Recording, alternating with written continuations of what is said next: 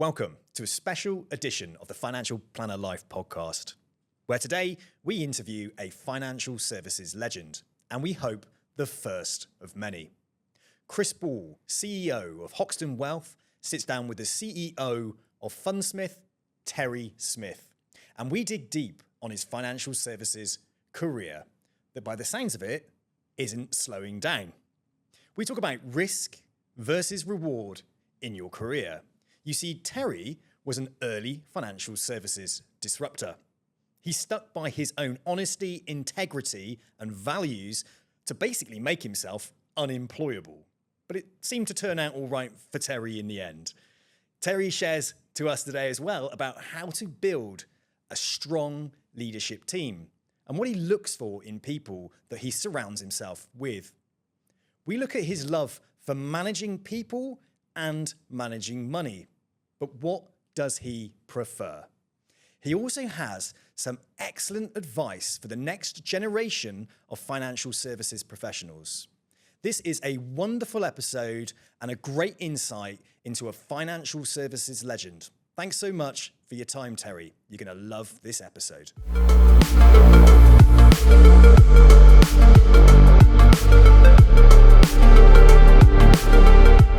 Welcome and thanks, Terry, for coming on. It's great to be talking and great to have you here. Yeah, good. Yeah. Let's hope you still think that at the end of the interview. I'm sure we will do. So obviously you've been telling me you've been to Dubai many a times. How does it compare to Mauritius? There's a lot more concrete in Dubai than there is in Mauritius. So Mauritius is due south of here, 7 hours flight, roughly about 3,500 miles. Tropical island, 50 miles by 30, population of about 1.25 million. Second largest coral reef in the world, so It's got lagoons and tourism's the biggest industry, obviously. It's got I don't know what this word really means. It's kind of real. It's not just a sort of desert island. It's definitely like there's mountains and there are industries there. There's light engineering. Probably your sunglasses were made there, or your medical tubes might be made there, and there's a financial services sector, which I'm obviously part of there. Yeah. Have you seen many people, obviously since the elections, say they're going to come out, or more people come out from the UK to? It's been a fairly constant stream, to be honest with you, with people moving over time. There's an expat community there, which is French, South African, English, and a few other bits and pieces, because it was a French colony originally. Right. Then it was an English colony after the Napoleonic Wars when we took it. And obviously it's 4 hours flying time from South Africa, and various issues around those countries at various times produced an increased number of people. We've seen quite a lot of the silver economy is a big growth in people coming there to retire. Okay. Climate's nice. It's safe. I mean, there's no great violence or racial tension or any of that sort of thing. And we're seeing quite a bit. Yeah, I imagine you'll probably see a bit more as I would think it's quite likely after the budget in October that we could see quite a few more people from the UK see the benefits of living somewhere else. Yeah. Yeah, interesting. Yeah, we've seen quite an influx of people into Dubai. As you know, and a lot of inquiries coming in as a nice place to live, low taxation, safe. Maybe not as much as the silver economy, as you said. Yeah. But yeah, we've definitely seen an influx. So where did you develop your passion for investing? Because obviously you started off with Barclays Bank. Yeah, it was when I was with Barclays. When I was at Barclays, I spent about 4 years doing all the training to be a bank manager, basically. I was a bank manager. And then they took me out and put me through an MBA course for 18 months and told me to take all the finance options, which I did. And when I came back, they made me their finance manager. I was in a department reporting to the finance director, running the banks or trying to run the bank's balance sheet, acquisitions, disposals, currency hedging, bond issues, all that sort of thing. And during the course of doing that, then there was no investor relations industry. What you now see in investor relations professionals in companies and so on, it really didn't exist. There wasn't one. And so when brokers, analysts who were following banks rang up, they would try and get hold of the finance director. And my boss, the finance director, delegated an awful lot to me. And he particularly didn't like dealing with bank brokers, analysts. So I got to talk to all of the brokers, analysts on both sides of the Atlantic over that time. And out of that, developed that and my job at Barclays, I started to develop an interest in investment and markets and how they worked. Yeah. Bit of a funny question, and I can probably guess the answer, but did you always want to be a bank manager? Is that, when you went from school? No, oh, God, definitely not. No. I did a degree in history. Yeah. And I was offered a fellowship to become a history lecturer in due course, and turned it down for what my professor called vulgar commercial considerations. I didn't have any money. So I sort of went off and did interviews with all of the companies that were out there at that time. And some of them are still out there, some of them aren't, which have passed. I went to the metal box company, which became Carradon in packaging. I don't know what it is now. Marks and Spencer, Unilever, Barclays Bank, the Midland Bank, the NatWest Bank, and so on. And I'm just a bit like this. I chose the one that gave me the toughest interview. That was all that I based it on, really. Nothing else. I didn't know whether working in making packaging or Unilever in consumer staples or Marks and Spencer's in retail or banking was going to work, because I had no clue about any of it.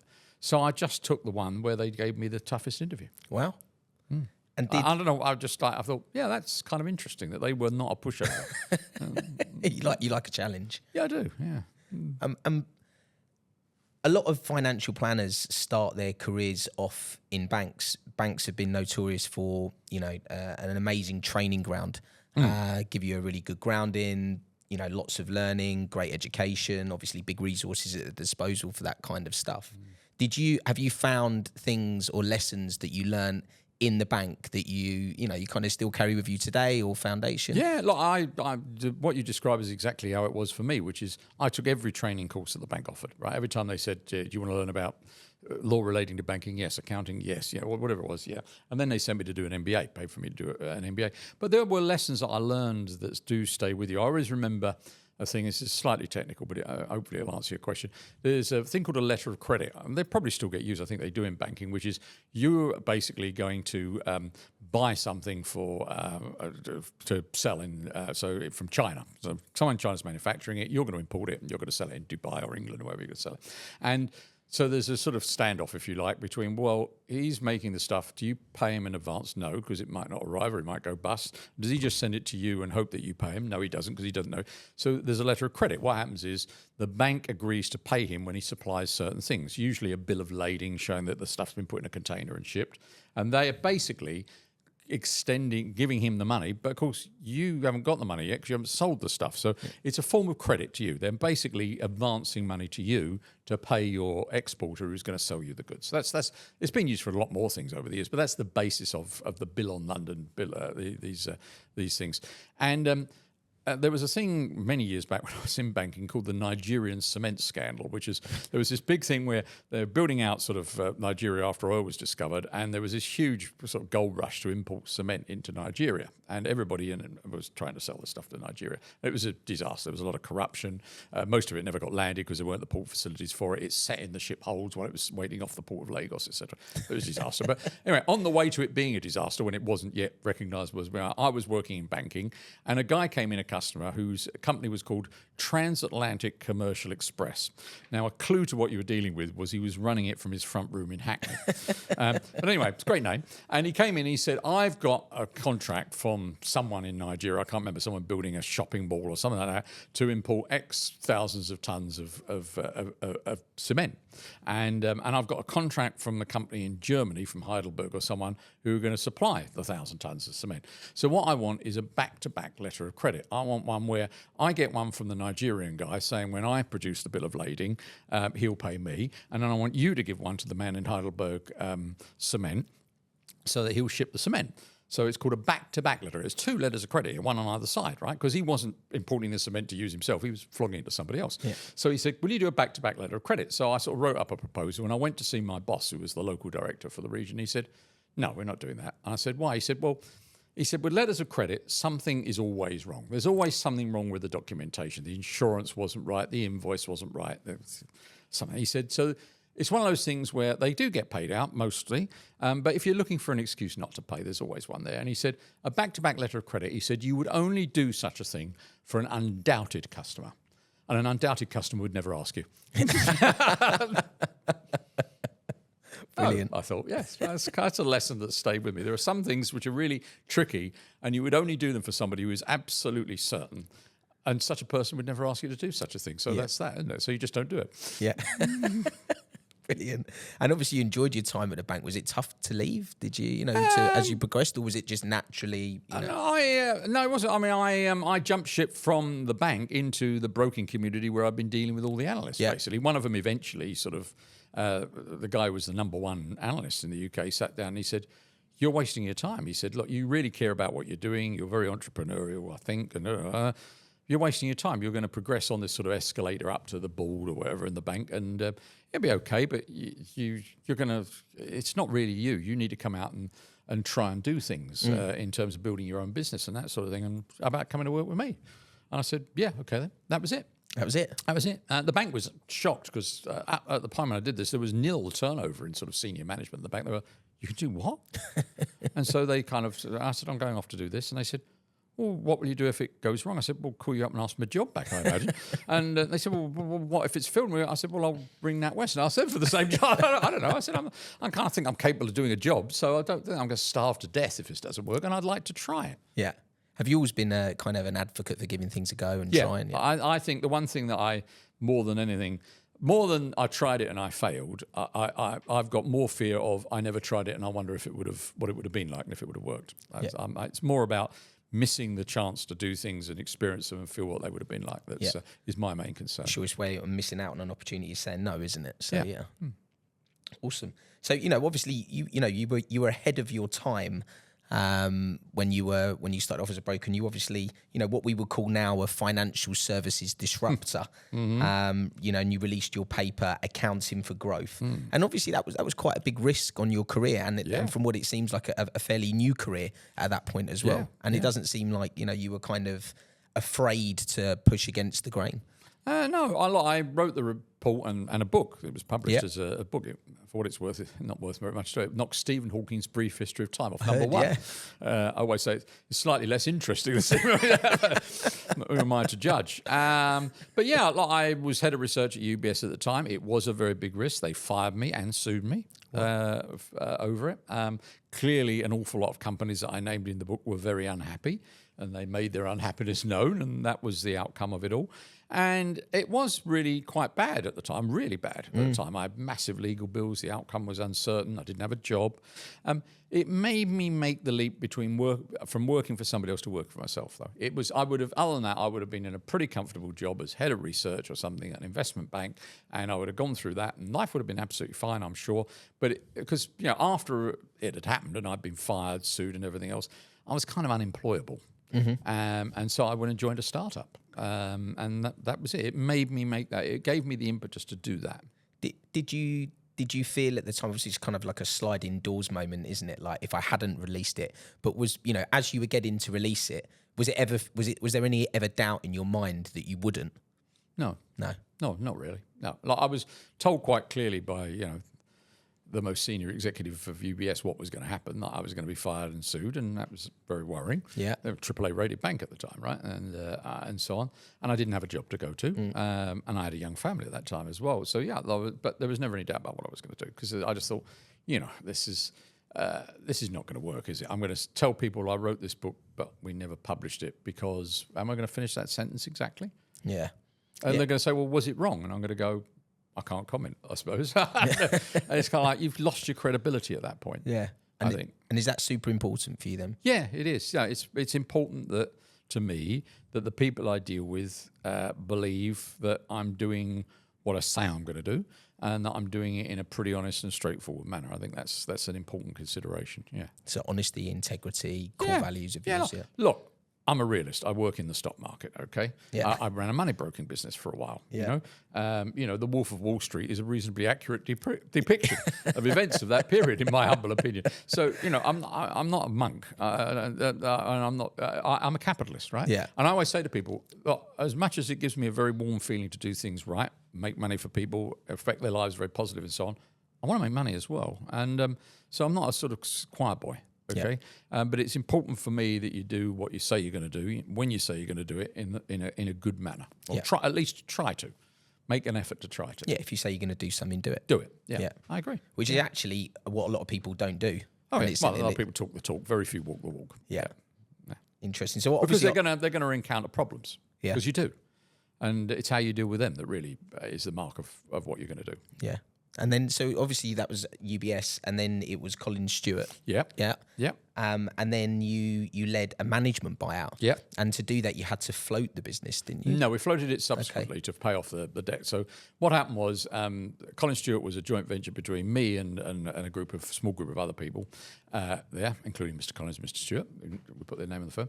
And a bank, Singer and Friedlander, which was eventually bought by one of the Icelandic banks and disappeared as a result. But what we decided at one point was we thought, well, we need to own the whole firm. And the only way we were going to be able to do that was to do a leverage buyout, because we had to give them north of £100 million for their half of the firm. Yeah. And if we went and raised equity for £100 million, then whoever gave us it was £122 million, was clearly going to own the majority of the firm, unless we put up £122 million. Like, this isn't going to work. It's a people business. So what we did is we went out and borrowed £100 million. And got a 22 million off CVC private equity. Okay. And we owned 55% of the firm. I and my colleagues owned 55% of the firm for that, which was quite a big thing to do at the time. Yeah. And then we did the IPO 3 years later to pay off the debt and give the private equity guys an exit. So you let your value build up. Yeah. We made. over time. Time passes, and this was over 20 years ago. But I think that our entry price in terms of the equity purchase was something like 1/9 of a penny or 1/10 of a penny, and we floated at 350p. Yeah. So I mean, the percentage return was enormous. Yeah. Absolutely enormous. Which is what happens if you put a lot of leverage on something and get it right. Yeah. But you can also go the other way. Yeah, it can go the other way, exactly. Well, the good news is if you get it the other way, it's not a slow death, is it? It's all over pretty quickly. So, and it always struck me as well, because a lot of people typically like one of two things. So they either like doing the work or they like managing people. And it seems that you quite like doing both. So you like investing, clearly, and you're obviously very good at it. But then it also seems from your career thus far that you also like building out big firms and managing groups of people. Or maybe you might tell me that's not the case. But what is it? Is it both, or is it one or the other? That is actually an extremely unusually insightful question, I've got to tell you. Right? Okay. You're absolutely right. And I think that, I mean, saying I'm unique is a bit of a. But I'm not aware of another fund manager, portfolio manager, successful, who's managed businesses, and I'm not aware of anyone who's managed businesses who's translated to be a portfolio manager. So combining the two is certainly very unusual, and it might even be unique. Yeah. And I like both. Actually, I've enjoyed doing and still enjoy doing both. So there's not one that I like more than the other particularly, I wouldn't say. Although bear in mind, all of these are people businesses, and the thing about people is they're capable of causing a problem every hour on the hour. So you have to bear that in mind in terms of the management of people. And management of people isn't always glamorous. I can remember when I was head of research at UBS, I had to deal with the fact that we had a very, very, very large water analyst, lovely guy, Lakis Athanasiou, who used to break the toilet seats when he sat on them. And I used to have to deal with complaints about the broken toilet seats. And that's what management's about. It's not glamorous. No. Right? It's not a glamorous job. But I like both, and I would suggest that I'm a better manager because I manage money for people and invest. I think it makes me a better manager in terms of thinking about investing for the business and how we deploy capital and what we do, and profit margins and cash flows and so on. And I think I'm a better portfolio manager because I understand businesses, because I've run a couple of them. I mean, the story I always tell about running businesses is a very good friend of mine, Sir Andrew Cook, who's got a steel castings business in the UK. It was listed, it's now private, and I defended him in a big takeover 30 years ago. And he always said about dealing with analysts, he said, analysts, he said, they think that what happens is I come in the morning and there's two buttons on the wall in my office, a green one and a red one, and I press the green one, which is labelled make money.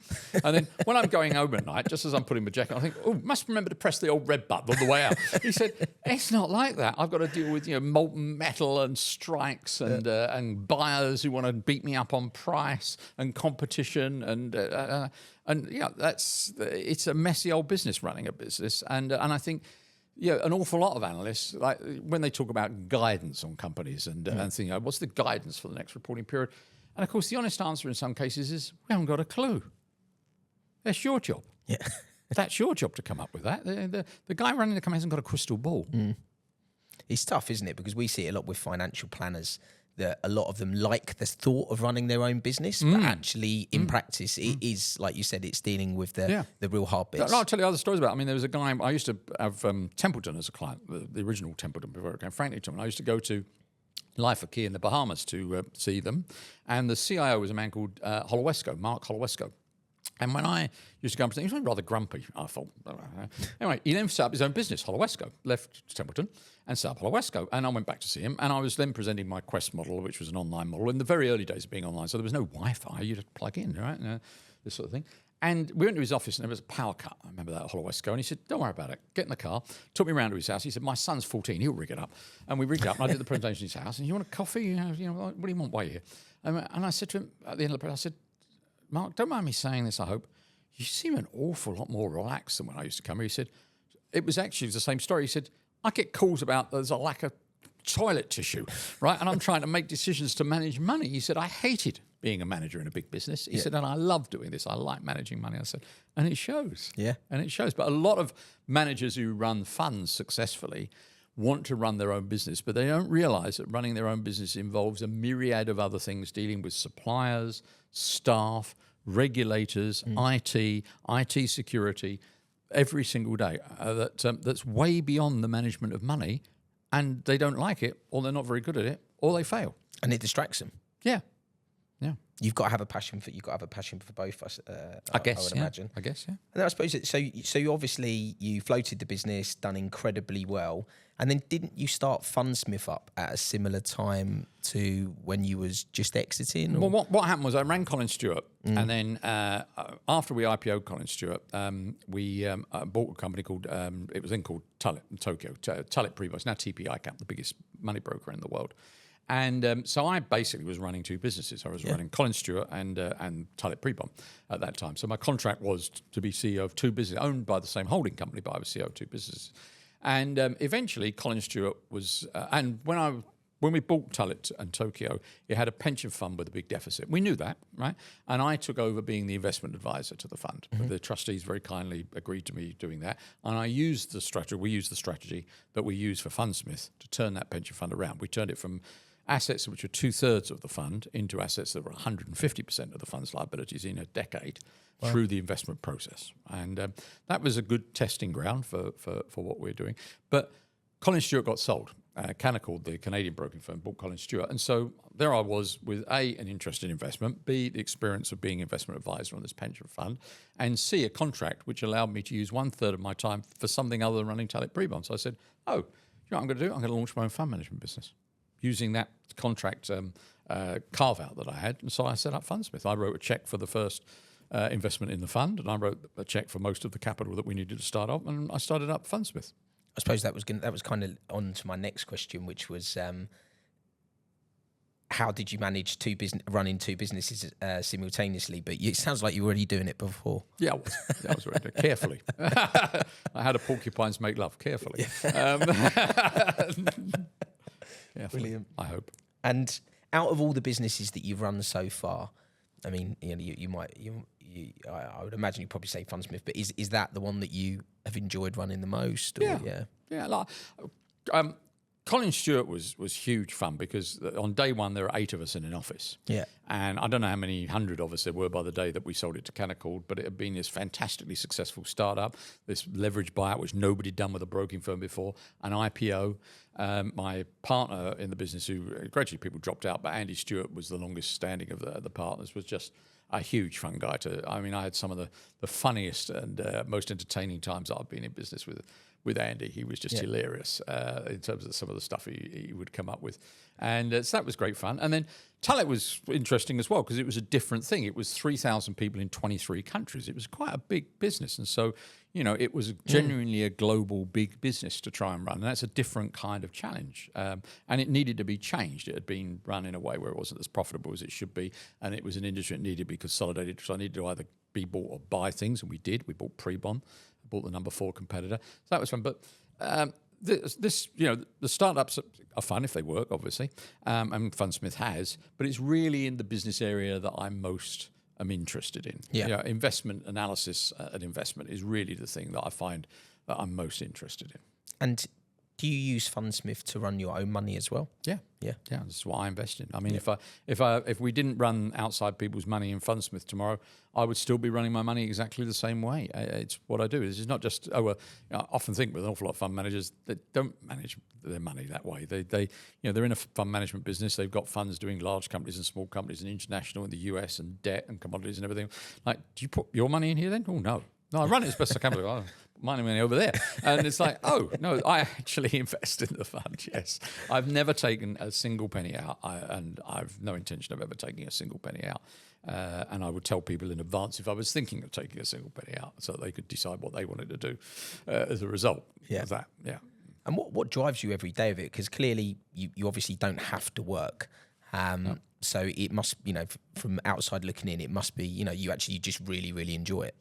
Yeah, it's what I do. I think that most of us are defined by a few things. I don't know what the few things are. The guy drives a taxi, supports Arsenal, and likes drinking beer. I don't know, whatever. Plays golf, right? Plays golf, watches Arsenal, and drives a taxi.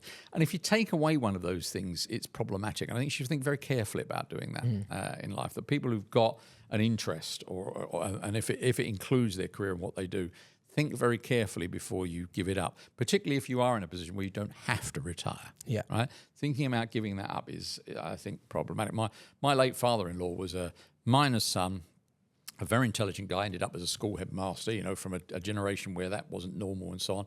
And he took early retirement at 55. And, there was such a deterioration, and his interests were that and rugby, basically.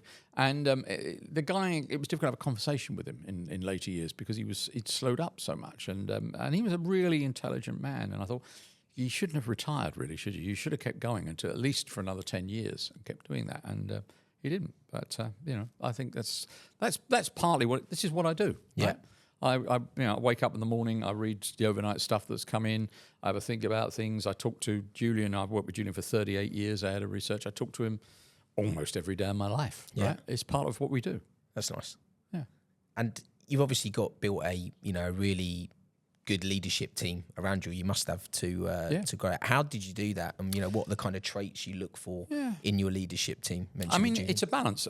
Between I've got a small group of people who we've worked together for a long time. I've got one of our directors I've worked with for 45 years. Wow. This year. He was my boss at Barclays, in fact. Wow. I'll tell you a story about him if we have time. Yeah. Julian is 38 years, and so on. I've got a couple of guys who are in the 25 years, Grev, Mark's probably 30 years on. But you can't just rely on that. I've also got new colleagues who come in, who become partners, who are part of it. If it's just, we're just this bunch of old farts who just run this business together, I think I know what the end is. I can write the end of that movie. You need to have new people coming in. And we've got new people like Hugo and Peter and so on, who've come in, who've become partners with us. And I'm very pleased that they have to renew the business. And I'm a believer in delegation. I always tell the story about Talit, which people, when I'm trying to illustrate that. We had a problem in Tokyo where the guy was managing it it wasn't going right, and he'd screwed up basically. And we were run out of Singapore. That was our Asia hub. And so I rang the guy who ran Singapore and said, "Look, I'm sorry, you're going to have to go to Tokyo and fire this guy and replace him." And he said, "I can't do that." I said, "Why?" He said, "Well, I've worked with him for 30 years and he's my friend." And I said, "Oh, that's problematic." I said, "Okay." I said, "What I'm going to do is I'm going to fly to Tokyo and fire him, then I'm coming to Singapore to fire you." I said, "Because I'm not keeping a dog barking myself." Yeah. Right? I said, "I've fired people who are my friends in business. I have." And they say, "Well, how will our friendship go?" I said, "That's up to you after this. This is a professional decision. If you want to turn it into a personal decision, then that's up to you. But if you don't, I'll see you down the pub." Yeah. Right? I said, "So you've got to be able to handle this. Otherwise, you're not a manager. You're something else." Right? And so I think renewing with people, having a core of people whom you can trust, but building a new core of people you can trust over time. Yeah. Right? Is part of it. And part of it is really delegating to people. And by the way, that does mean they're going to do things you don't like from time to time and get things wrong from time to time. And you have to be willing to tolerate a degree of that. Yeah. How do you do that? Do you have like with great difficulty? Yeah. I was about to say, are you kind of very understanding with it, or what's your style with it? I would say you really should ask my colleagues about that rather than me. I think I'm better with big disasters than small ones. Yeah. I get really, really hacked off with small things like, the meeting schedule was wrong and somebody didn't do what they should have done and so on. Whereas somebody comes in and says, oh my God, we lost £10 million. I go, it's okay. It's all right. It's just money. We'll survive. Yeah. I go, wow, what? Because when you get a big disaster, I don't see any point in shouting, really. Yeah. I don't think it's going to make things better. And I think I probably let off steam a bit on the small stuff, and as a result, I'm able to control to some degree my feelings and so on when we get to the blimey, that's a big problem. Yeah, I've actually got to get my thinking cap on. I've got to do something constructive about this. Otherwise, I'm going to take it from being, a sort of from a problem into a crisis or a disaster. Yeah. Awesome. And if you were starting out again now, what would be one thing that you would do differently? Start earlier, yeah. You did start pretty early. I start Fundsmith a lot earlier, 10 years earlier. It's obvious, that one. Easy question to answer. And is there one piece of advice that you give financial planners or fund managers that are looking to get into the profession? Yeah, it's a very good profession, I think, and it's very positive to think about that. Don't rush. Take your time. Gain experience. Take training and so on. I see people who start businesses in this area and fail, and it's not because they're not capable of doing it, it's because they've gone too soon. Go and work for somebody else. Go and take whatever job they offer. Go and accept whatever training they offer. Always be willing to do anything. They say do the photocopying, do the photocopying, right? Yeah. We've got one partner who literally came in and did the photocopying and things like that. And this guy was pretty good, and he's made it. There's Lucy Kellaway used to write for the FT. Used to do I think it was called On Work or something. She did a column which was about the nature of working in an office and so on. And it was kind of lighthearted, but somewhere within that lightheartedness, there were these kind of kernels of, you're trying to tell us something important here, aren't you? I don't know if I could find it if I look for it. She did an article which said that the digital age has done a disservice to young people because it's convinced them all that they can be their own boss and found a business, and they can't. Yeah. They should go take a job, right? Some of them may progress through that in due course to being able to found and run a business. Most of them won't, right? And she said, I think it's done a great disservice to people because even the ones who are capable of doing it probably have such a bad experience from going too soon that it's a disaster for them. Yeah. I know somebody whose Charmaine name is, who's a son of a colleague and friend of mine who started a fund, which I backed him in a very small way just to get him going. And it's not worked. And I think the reason it's not worked is simply because he went too soon. Yeah. He should have gone and worked in another fund management business, not ours, because we don't do that, somebody else's fund management business, and got some experience. Yeah. We see that a lot, actually, in financial planning too, where a lot of people are always in a big hurry to get going, and which is great. Obviously, speed is good. You don't want to be a complete plodder, but they miss that whole experience gap, and they don't want to learn from other people. Yeah. And it's a tough skill because in an age where everything is quick and you're used to everything happening quickly, to have that patience and that virtue to step back and say, actually, I can afford to take 5 years, 10 years, whatever it is to learn this. The average male life expectancy in the developed world now has climbed into the mid-80s. You can be doing this for a long time, right, if you want.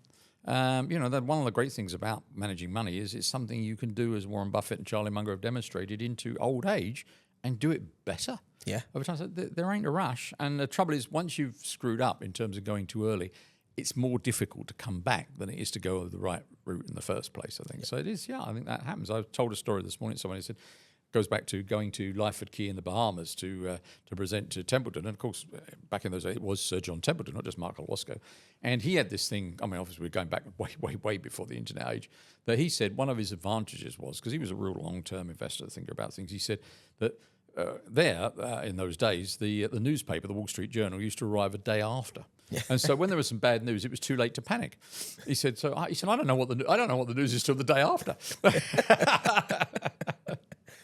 It didn't seem to do him a lot of harm, funnily enough, And how do you feel about all these people, just on that, this day trading mentality, people trying to jump in, jump out? Because obviously I know that you're a much longer term investor. Well, there's more than one way up the mountain of investment. The way that we manage money is not unique. Yeah. We didn't invent it, and it's not the only way of doing it. Okay.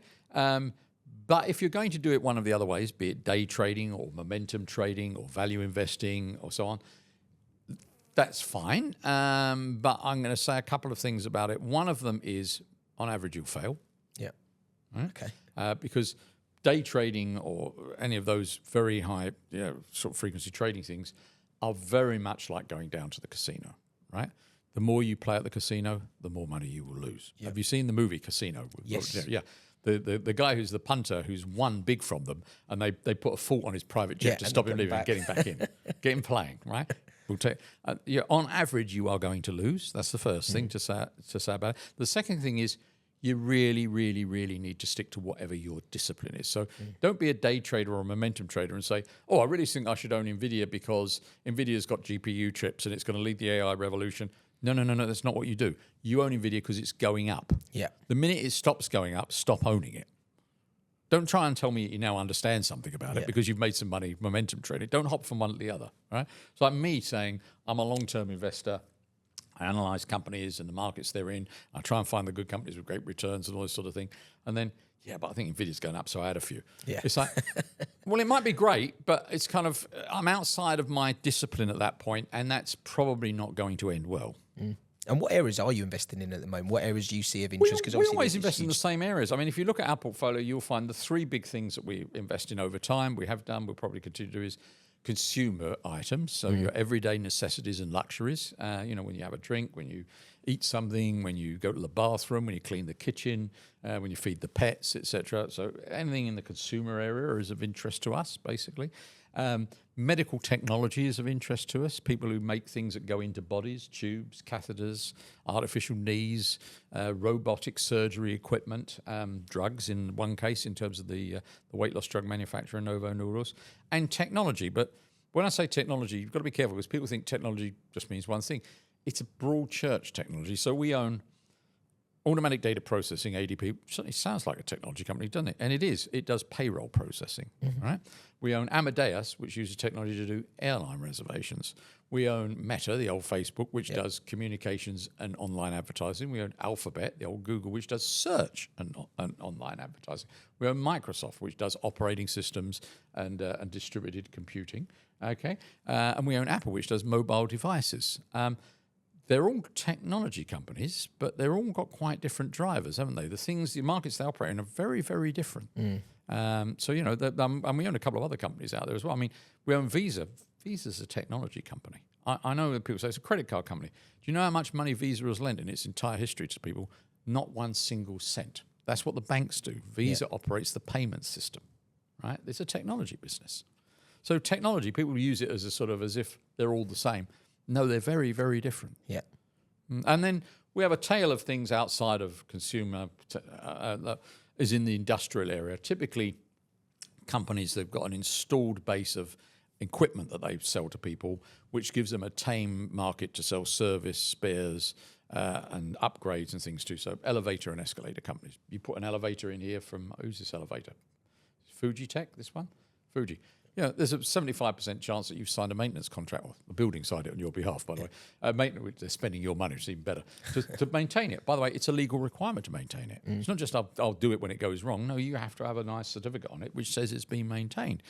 That's where the money is made, right? In this, and there are lots of examples of people who supply things like that, testing equipment, elevators, compressors, generators, where once they've supplied the equipment, the money is really made from selling you spares, service, upgrades, software, etc., etc. Like your car. Your car isn't making the car doesn't make any money, right? It's the servicing. Yeah. It's everything that comes after it. Yeah. And when you started the business, or Fundsmith, did you ever expect it to become what it is today? Because obviously, it's huge. I'm not sure is the answer to that. I realised it could become what it is today because people say you got £37 billion. That sounds like quite a lot of money, doesn't it? Yeah. But in global terms, it's minuscule. It's because we all have this kind of bias of where we're from or where we live. We're not in the top 10 funds in America. Wow. It's a big world out there. It's a big world. I could take the entirety of our fund and invest the whole lot in Microsoft and not have a disclosable stake. Wow. Right? How about that? That's crazy. It's a big old world out there, right? So I knew it was capable of doing this. But then to do it, you need a number of things. You need a good strategy, you need hard work, and then you need the final ingredient, which you must never write off, luck. Yeah. So there are other people with good ideas and good strategies who work hard and fail, actually. You just need the bounce of the ball to come your way sometimes as well. Have you found it harder to invest the money as the fund has got bigger? Because I know that's what Buffett says a lot, doesn't he? The more money you have to deploy, the more difficult we can't it becomes. really buy any companies under about $10 billion of worth. Because if you think about it, our average position size, given that we've got that amount of money, is probably around about $1 billion, which means on a 10 billion company, we've got to own 10% of the company, which is disclosable.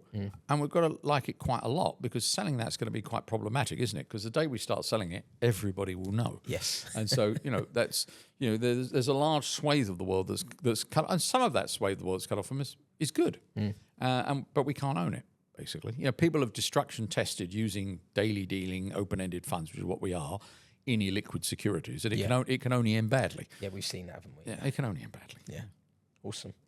Well, look, on that note, I know it's been, you've got a busy day ahead of you as well, so we really appreciate you taking the time. You've missed out my favourite movie quote, which was the one that Vinnie Jones at the end. Vinnie Jones at the end of Lock, Stock and Two Smoking Barrels, when the likely lads are in the pub, and he comes in with a holdall, and gives it to them, and the guns that they're about to throw off Hammersmith Bridge, the two shotguns, he's given them a catalogue to show that they're Holland and Hollands or Purdy's that are worth a fortune, worth hundreds of thousands of pounds, and leaves it there. But he turns as he leaves the pub and he says, "It's been emotional." It's been emotional. And on that note, we'll leave it there. Thank you very much, Terry. Really appreciate it. Thank you.